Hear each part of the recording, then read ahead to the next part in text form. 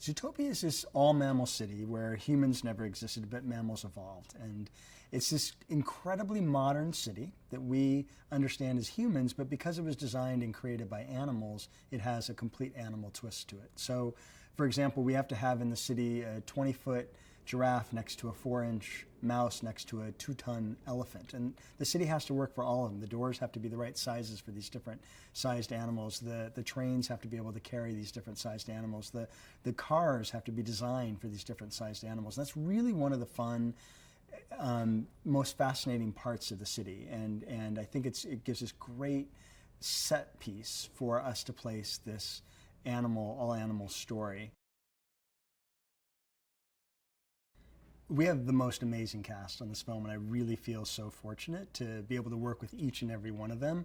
We have Ginnifer Goodwin, who plays Hopps, the bunny rabbit, and she just brings such a great sense of warmth and determination, which is perfect for that character. And we have, for Nick Wilde, the fox, we have Jason Bateman, and that character is sly and supposed to be sarcastic, and Jason just embodies that so perfectly, and his comedic timing is like second to none. He's just so funny every time he comes in and plays his character in a way that you still like him, even though he's super sarcastic. We have Idris Elba playing Chief Bogo, and for us, Idris was one of those people that was on the top of our list because we just knew from the beginning that he would bring this real sense of presence for this big Cape Buffalo who's the chief of police, but he also has this real kind of warm heart that you get to discover as the film goes on.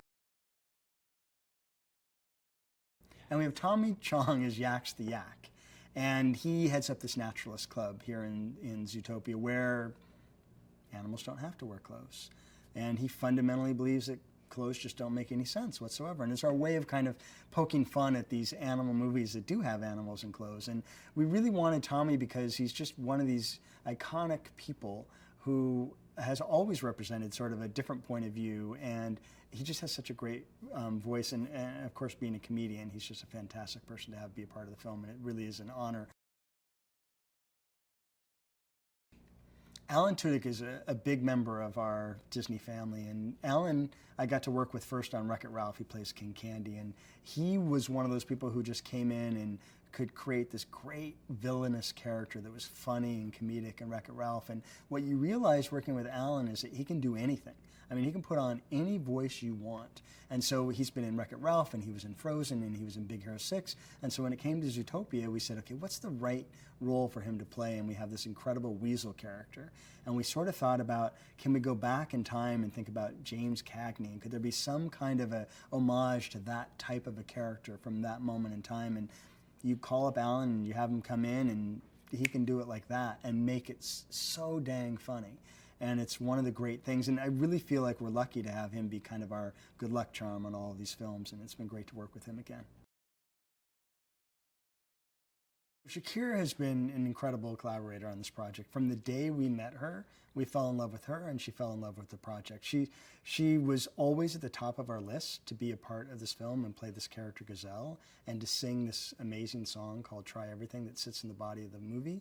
And she was here, she was working on The Voice, and we had her come into the studio, and it's one of those moments where you think, I am in the same room as Shakira. This is pretty unbelievable. We picture the movie, she's totally into it and the characters, but most importantly, she's into what the story is talking about. This idea of stereotypes, that we have the ability to assume something about people, and she really connected in a deep way. We are so lucky to have Michael Giacchino be the composer on this film, and somebody who's done incredible scores from The Incredibles and Jurassic World and Inside Out most recently, and obviously an Oscar winner for the score to Up. And he's one of these people who I love because he has to figure out what the movie means to him. He doesn't just take a movie because it's an opportunity to score it. He takes it because the movie means something to him. So he met with us and he said, I want you to tell me what's the most emotional moment in this movie. We talked about it, this scene between Nick and Hopps, and he started to really connect.